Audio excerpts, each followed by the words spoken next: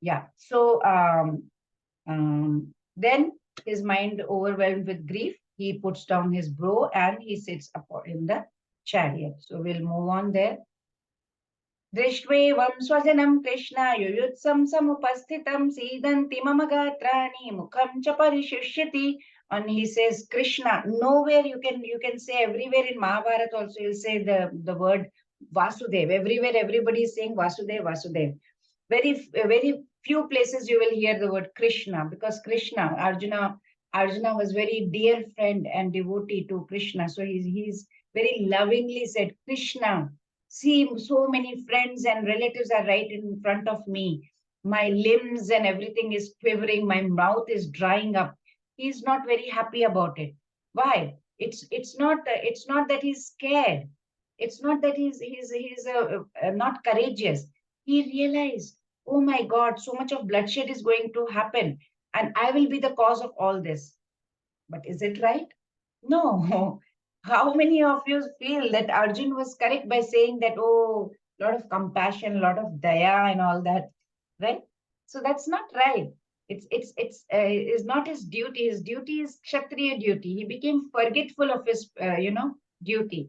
So the attachment. This is all about attachment, about his bodily relatives.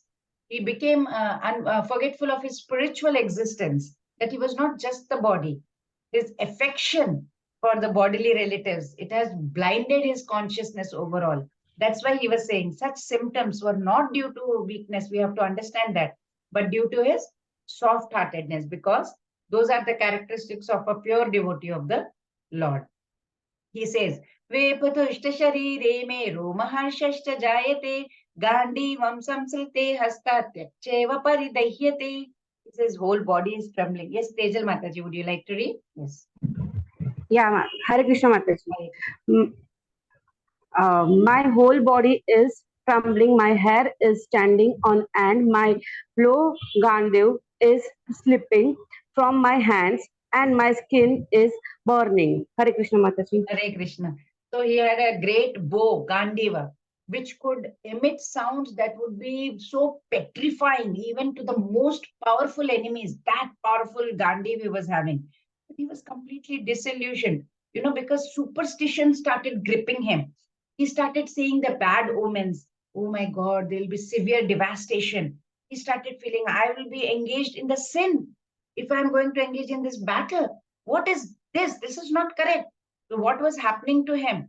Due to different symptoms, you can see limbs quivering, mouth drying up, trembling, hair standing on end, bow slipping off. His Gandiva bow was slipping, skin was burning, unable to stand. He was forgetting his own self. Yeah, his mind was reeling. So that's not, and he was seeing that he was going to be the cause of all this misfortune. That's not how a Kshatriya is supposed to behave. So that is what his reaction was. We'll see what his reaction was. His symptoms: limbs are quivering, mouth is drying up. What is the reason for that? The reason is sympathy, compassion. He was very kind. He could see, oh my God, these people are going to all die. This is all soft heartedness. We should never think that he was not courageous. He was weak. We shouldn't think like that. And he was astonished, you know. Oh my God, everybody is ready to come and fight. What is happening? We are all relatives. We are all friends. How can I kill them? Genuine devotee of Lord has these kind of godly qualities, right? So his symptoms are all this body trembling, hair standing. These are all great spiritual. If you go to a doctor, suppose you don't say that you are telling Arjuna's symptoms from Bhagavad Gita, okay, and you go to the doctor and say, my body is, trembling, and or my mouth is drying up, my hair is standing, and my skin is burning. I'm not able to stand. I'm forgetting my. What will he do? Doctor will say, get admitted. I think you have low BP and something is wrong with you, and he will give you a nice bill of big bill, nice bill. He'll say something is wrong. We have to go do full medical checkup. But no, these symptoms are not that. These are all spiritual symptoms, spiritual ecstasy, not the fear one. So his bow slipping and all, these are all material conception. If we start thinking, that is what it is. But these Arjuna's symptoms are all spiritual ecstasy. न च शक्नोम्यवस्थातुं भ्रमतीव च मे मनः निमित्तानि च पश्यामि विपरीतानि केशव. नेहा माताजी, हरे Krishna. Hare Krishna Mataji.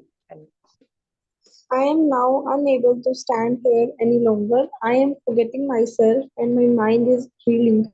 I see only causes of misfortune. O Krishna, killer of Keshi demon. Hare Krishna. Yeah, Krishna is referred to as, Keshava. Keshava, because he killed Keshi demon. That's why he's called Keshava, who killed Keshi demon. See, why is he saying? Because he himself is having that kind of thoughts. So he also wants Krishna to remove such doubts that are there in his own. Because thought of killing his own relative is troubling him so much that his body is trembling. He is completely not, he is not at all patient right now. He's not able to stay in the battlefield. Please let me go, Krishna. I just don't want to be here anymore. I'm forgetting myself. This is, see, whenever you must have noticed in your day-to-day life also, if you have excessive attachment for material things, you will be completely put up in a bewildered condition. You will see that you will be in a bewildered condition, right? Too much attachment is also not correct. So you know what, once one pilot was sent to Hiroshima. You know about Hiroshima and Nagasaki bombing, right, in Japan. That pilot, he actually did not know the vastness of the devastation he was the cause for. He didn't even know that. He was sent. He said, okay, you have to go to this so and so Pacific Ocean. There will be one island. You have to go there. You have to take off from there at 8:20. You have to go to that so and so place, so and so north degree, south degree. You will go over there. He knew about that. He has to throw that atomic bomb over there, but he did not know exactly what kind of devastation is going to take place. He was saying, you have to go, you have to drop the bomb, you have to come back.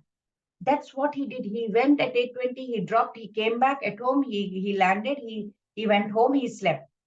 In those days, there was no internet.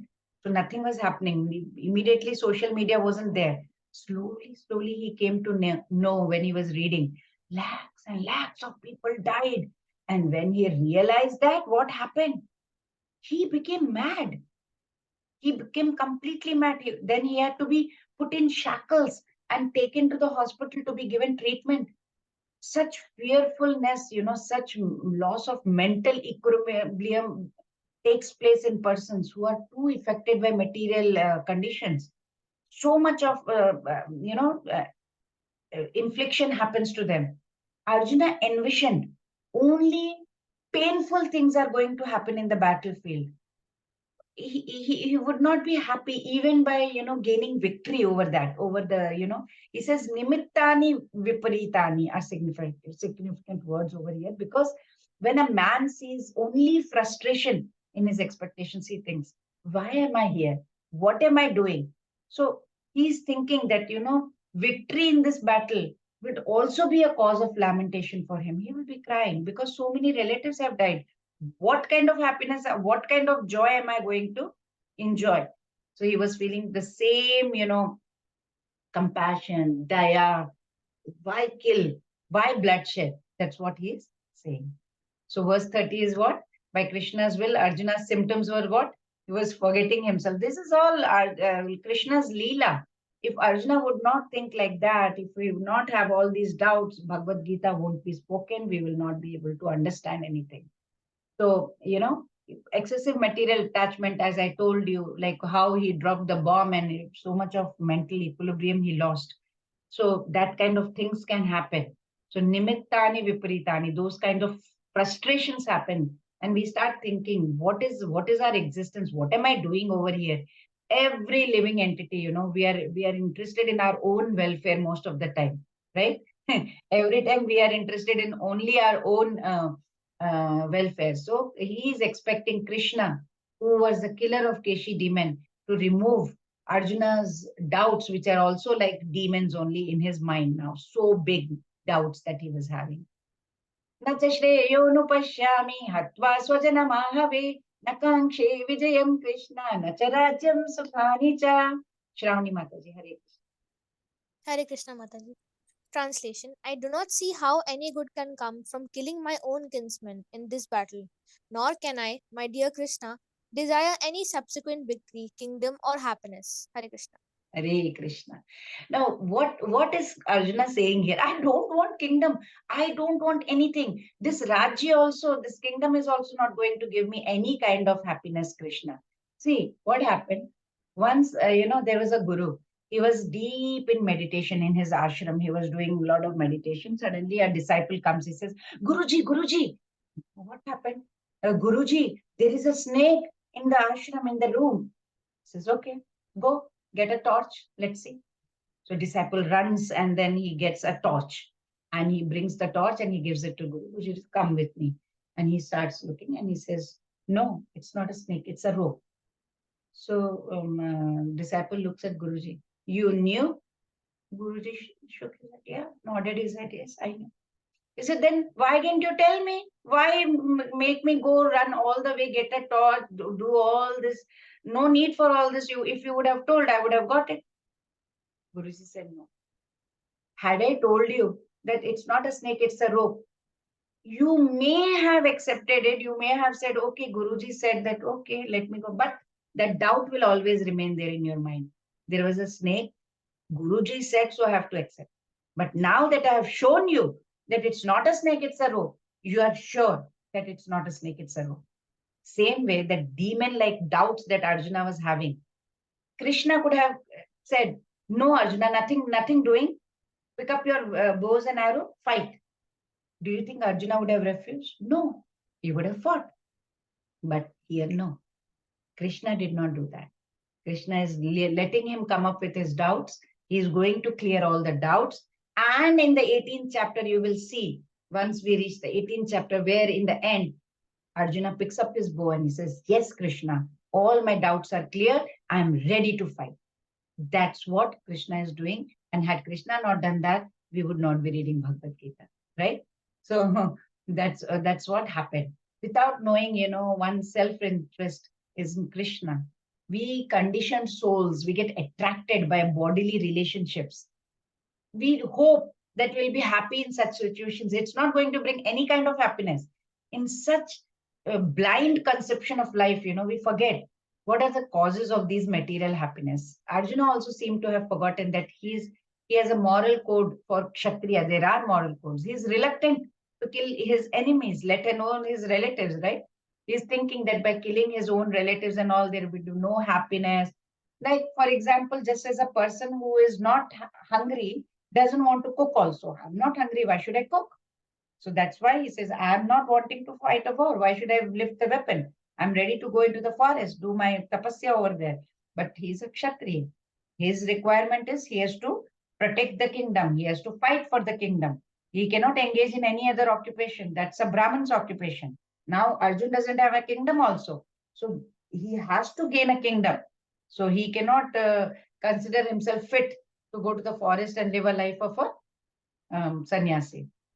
So you can see here, verse 31, Arjuna cannot enjoy kingdom at the cost of killing relatives. Kshatriya should die in the battlefield, right? Otherwise, they will not be getting liberation. Kshatriya has to, that's his job. The soldier at the border, if he starts telling, oh, I'm not going to protect our Bharat, our country, what will happen then? What will happen to us? They will all say, we will not fight. What will happen? Their duty, it's Kshatriya duty. They have to do it. And that is why we call them martyrs, right? Once they die in the battlefield, we call them martyrs. So he was getting into that bodily relationship, saying, I'm not hungry. I'm not going to cook like that. That's the analogy. So here, text 32 to 35. Yes, Neha Mataji, would you like to read? Yes, Mataji. O Govinda, of what avail to us our kingdom, happiness, or even life itself, when all those for whom we may desire them are now arrayed on a battlefield? O Madhusudan, when teachers, fathers, sons, grandfathers, maternal uncles, fathers-in-law, grandsons, brother-in-law, and other relatives are ready to give up their lives and properties and are standing before me, why should I wish to kill them, even though they might otherwise kill me? O maintainer of all living entities, I am not prepared to fight with them, even in exchange for the three worlds, let alone this earth. What pleasure will we derive from killing the son of the trust? Thank you, ma'am. Hare Krishna. See how much attachment is showing, how much attachment is getting. I don't want any kingdom. I don't want anything. What's the point of killing all these relatives? I don't wish to kill all of them. I'm not prepared to fight with them and all. See, there was a zamindar, okay? He was sitting in a shop. And suddenly he heard people shouting, chor, chor, chor, pakdo, pakdo, pakdo, chor, chor, bhag raha hai, pakdo, pakdo. There was somebody running and he could hear that. He said, what these days, these people, they have become such chores, they're taking unnecessary things, running like that. They should be caught, punished, and they should be get severe punishments for what they are doing. This is not the way they're supposed to, behave, and they're not supposed to steal and all that. And suddenly the sound came closer. He said, yes, I should catch this one. I should not let him go. And as the sound came clear, as the boy was running, he caught hold of the boy. He said, hey, and he pulled him aside. Why are you doing this? And he wanted to look at him. As soon as he looked at him, he realized it was his own son. And immediately what did he do? See, how can these people, they're merciless. Zara bhi daya nahi hai, no compassion. Small child, they're asking him, they're trying to catch him. They're saying that he's, thief, come boy. And he hid him behind so that they cannot see him, and they had to run away from there. So he's saying, people are so bad now. A moment ago, what was he saying? Just look at him. How can he steal? When it came to his own son, he said, people are so bad. They don't even know who to catch, they should not catch. That's moha, attachment. That is what is happening over here with Arjuna also. Taking away someone's life is definitely immoral. Nobody's saying it's immoral or anything, right? Killing a relative will be more sinful. So Arjuna was in that kind of dilemma here, that should I do, should I not do? But here, one thing we have to understand is what Krishna is trying to bring to our attention is what is our duty? What we are supposed to do? He was disillusioned at this point of time, right? He was losing control over his body and mind. He didn't want to kill his relatives. At this point, he did not know that Krishna had already killed them before they came into the battlefield, and he was just going to be nimitta matram, Savyasachin. He is going to become the instrument for Krishna. That will be disclosed in later chapters. We'll come to know, right? So Arjuna was not ready to fight even in exchange of 3 worlds, he says. And he calls him Govinda. Go also means senses, right? So master of his and go also is the object of pleasures for cows and senses. So Arjuna is indicating Krishna has to understand what will satisfy senses. But Govinda does not mean satisfy our senses. We have to satisfy Krishna's senses, Govinda's senses, right? So Madhusudana here means Krishna has killed demon Madhu, and Arjuna is of course expecting Krishna to remove all his doubts that was cropping up like Madhu demon, right? So that was what we have to understand. The spiritual understanding is devotee is ready to accept any kind of opulence, any whatever Krishna wants. We are not supposed to complain. Otherwise, sometimes we think we want this. It may not be good for us. We don't know. Krishna sees our future. We are just seeing our past and right now this position, and we want it. But Krishna knows what is good for us in our future. So he does what is the best for us. So we should try and understand that and accept whatever he is trying to give us. So let's move on. Yes, please, Anuja Mataji, Hare Krishna. Hare Krishna. Sin will overcome us if we slay such aggressors. Therefore, it is not proper for us to kill the sons of Dhritarashtra and our friends. What would we gain, O Krishna, husband of goddess of fortune, and how could we be happy by killing our own kinsmen? Hare Krishna. Hare Krishna. Under most circumstances, killing or taking someone's life is definitely a sin, right? Vedas say, Ma hinsyat sarva bhutani. Do not kill any living being. Even Vedas say that. Definitely. unless it is absolutely necessary, maybe in self-defense. Even law says in self-defense, you can, of course, protect yourself. That is a different situation. Violence in any form is sin, and non-violence is definitely a superior virtue, right? So in Arjuna's case, even the enemy's wrongdoing, but they were not pardonable, right? You can't pardon such wrongdoings. He was not willing to kill them, even even though they did so much of wrongdoings, thinking that it is immoral. But according to, if you go and see Vashishta Smriti,